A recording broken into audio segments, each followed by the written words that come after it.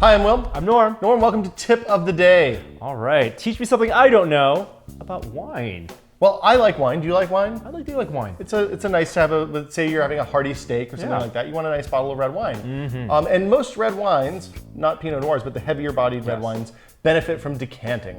So what decanting is when you pour the wine out into a vessel of some sort, usually some sort of big thing, or mine looks like a duck kind of, or a bedpan, whatever. Yes. And that gives the wine time to be exposed to oxygen in the air, and it changes the characters of the wine, makes it a little less tannic, and just makes it taste better. It's the same effect as if you swirl the wine a little bit in your glass. Exaggerated version of that. Yeah, but swirling it does give more surface area to expose to the oxygen. So what we have here is a bottle of Malbec. It's a kind of heavier wine. I typically decant these, and they taste a lot better. But you learned a trick last week. Yeah. That will help us decant it. Usually takes 20 minutes or an hour to aerate the wine. And if you use just swirling, you can just swirl for an hour. You're not going to swirl for an hour. And not have good wine. Nobody does that. No one does that. So teach me about hyper decanting, Norm. So instead of using a decanter or one of those fancy gadgets you can buy from Sharper Image or Brookstone, you can use a kitchen blender. Now this we learned from the Modernist Cuisine guys. And these are scientists in Seattle who tested all sorts of cooking methods. And they argue that this, using a blender, is just as good as if you spend a lot of money on a good decanter. And they've even tested it with... And much faster, wine. too. And much faster. 30 seconds versus a half hour. It looks a little bit scary, as we'll demonstrate. It looks insane. It looks crazy. Yeah. But the wine, in taste tests, in double-blind taste tests, tastes better. So we're not going to do a double blind taste test today because there's just the two of us. But what we are going to do is pour some of this Malbec out. Would you like to sniff the bottle cap? I'm going to pour out a pre-decanting glass here.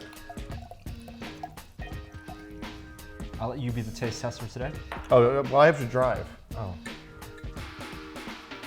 Okay, so this seems really like a horrible thing to do. But I'm going to pour the rest of this wine in the blender. All right, now you already see the bubbles in the wine glass, and that's effective aeration. Look at all this grape juice I'm putting in the blender, Mom. So typically, if you just swirl the glass of wine, you can aerate it just a little bit. Just a little bit. And so you get a little bit of the bubbles. And taste it. It's a pretty good wine. It's a little harsh. Yeah, it's gonna have a little bit of a bite with the tannins and stuff like that in the wine. Yep. I'm not a wine expert. This is what the Modernist Cuisine guys told us. So what I've done is I poured the rest of the bottle of wine in here. I'm gonna put the lid all the way down. Yeah, don't want to splash. And I'm just gonna put it on like medium high. Okay. For 30 seconds. Yeah, 30 seconds as opposed to 20 minutes. As opposed to 20 minutes. Okay, here we go. Give me a 30 count. This is puree.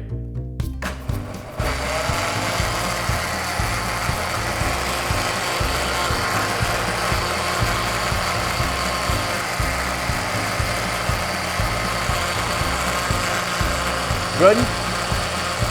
Not 30 seconds yet? I think that's 30 seconds. Has that been 30 seconds? I'm counting in my head. You know, we're gonna be able to tell. So Dorm says that was 30 seconds. I think it was a lot more than that. Okay. But you can see it's those already, bubbles. the bubble fills up. Basically what we've done is exposed all of the surface of this wine to the air. And the fizz is gonna go away. It'll settle down on its own. I'm gonna go ahead and pour some out of my blender here. Again, this just feels wrong. It looks like grape juice. It looks like a slushy. I'm gonna try not to pour any of the head. Okay. So you tasted before.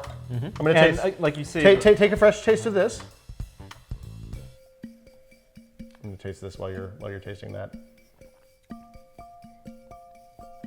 still harsh. Okay. I probably should cleanse palates or something between that.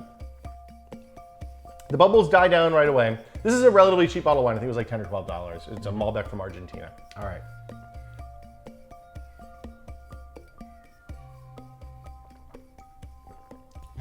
It is much better.